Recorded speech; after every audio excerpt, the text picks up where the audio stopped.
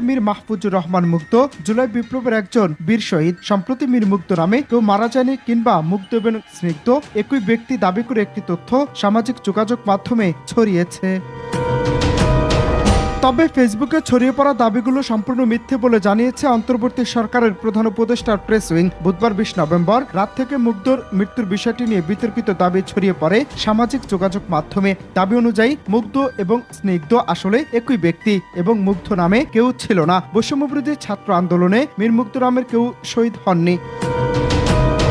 তবে ঘটনায় প্রধান উপদেষ্টার প্রেস উইংয়ের ফ্যাক্ট চেকিং পেজ থেকে এক বিবৃতিতে বলা হয়েছে, মীর মাহফুজুর রহমান মুগ্ধ জুলাই বিপ্লবের একজন বীর শহীদ। 18 জুলাই উত্তরার আজবপুরে বিক্ষোভকারীরা পিপাসার্ত হয়ে পড়লে তিনি তাদের জন্য পানীয় খাবার নিয়ে ছুটে যান। মৃত্যুর 15 মিনিট আগে ধারণ করা একটি ভিডিওতে দেখা যায় তিনি বিক্ষোভকারীদের পানির বোতল এবং বিস্কিট বিতরণ করছেন। বিকেল 5টার দিকে উত্তরার আজমপুরে রাস্তার পাশে থাকা অবস্থায়